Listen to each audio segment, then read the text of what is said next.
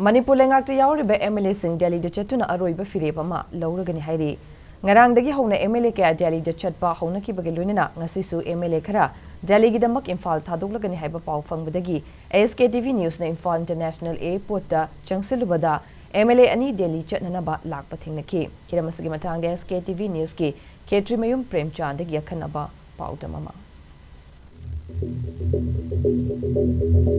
Imphal International Airport Thunglakiba Andro Assembly Constituency ki MLA Thanaujum Syam Kumar na mahakna chaliba sidi lanai oiba thabak amagini haina thamlaki adubu ruling party ki oiba mifamda kari wafam khanaki bage haina SKTV News na hangu wahangi paukhumda Thanaujum Syam Kumar na phongdorokpagi matung ina ruling party ki oiba mifamda MLA Sing Delhi Chattuna Aroiba Phirep ama launaba khanaki haina phongdorakhibani BJP sing tara ये cooking तो रही busy कौन इसे खाम बियम खांगे तो बियाव तो रहे अदुना कोई पे खाना बता all the honorable MLA ma'am ji Delhi द सल्लकांदा अरोई बाकी है मजे लवरसी आई मीन तो मले अदुना सही तो बहुत explain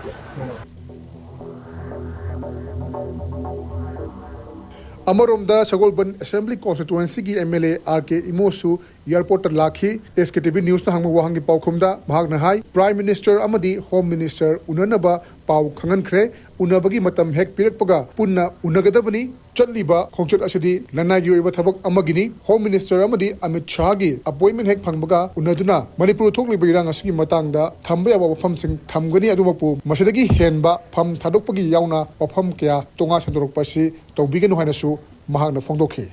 Prime Minister da koi na appointment number 6 tawgi ari Home Minister da appointment number 6 tawi adu madu phangkan da sakaro ma tari executive list ko personal oina sape wani ai su ma gya da na balai adu sapani adu ga matam nom pirak matam da ko myan pulak sanaga an ta ba kai tawga koi sida lesin badu na ba ko ni 7 points khal ma lei ba myam se ma se pangthok piu hai ba madu gi to ngang sa ki myam du di sigam belen da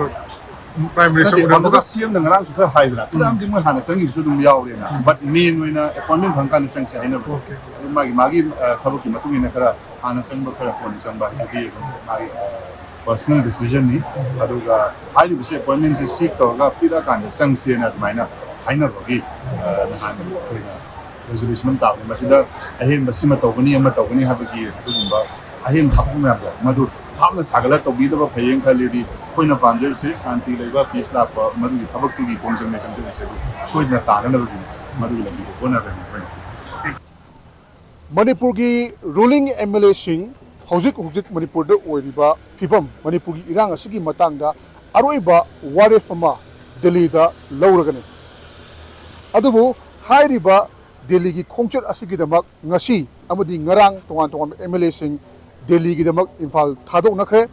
miyam na su makoy na chaliba sigi chap chaba maram masit karino haibadu khangningle amaromda makoy na chatlaga Prime Minister unaba phangadoribra thokliba Manipur ki irang asi chahi amaga tha ani helo fawba Prime Minister na